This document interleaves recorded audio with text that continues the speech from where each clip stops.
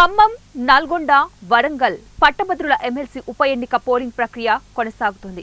Polling కేంద్రాల వద్ద ఓటర్లు బారులు తీరారు. ఓటర్లకు ఎలాంటి అసౌకర్యాలు కలగకుండా అన్ని ఏర్పాట్లు చేశారు అధికారులు.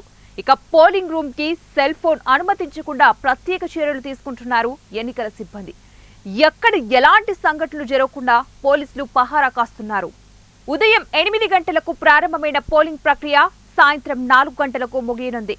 కాంగ్రెస్ నుంచి తీన్మార్ మల్లన్న, బీజేపీ తరపున గుజ్జుల ప్రేమేందర్ రెడ్డి, బీఆర్ఎస్ అభ్యర్థిగా ఏనుగుల రాకేష్ రెడ్డి సహా 52 మంది అభ్యర్థులు పోటీలో ఉన్నారు.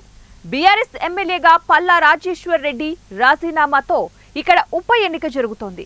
3 జిల్లాల పరిధిలో ఈ గ్రాడ్యుయేట్ ఎమ్మెల్సీ పోలింగ్ జరుగుతోంది.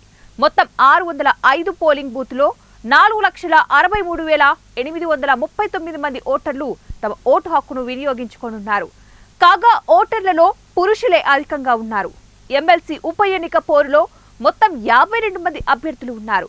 అయితే కాంగ్రెస్, బీఆర్ఎస్, బీజేపీ మధ్య త్రిముఖ పోటీ ఉండనుంది. పోలింగ్ కోసం ప్రత్యేక సెలవు ప్రకటించారు అధికారులు. అయితే ఉమ్మడి వరంగల్ జిల్లాలో అత్యధికంగా గ్రాడ్యుయేట్ ఓటర్లు ఉన్నాయి. పోలింగ్ కోసం ప్రత్యేక సెలవు ప్రకటించారు అధికారులు. అయితే ఉమ్మడి వరంగల్ జిల్లాలో అత్యధికంగా గ్రాడ్యుయేట్ ఓటర్లు ఉన్నారు.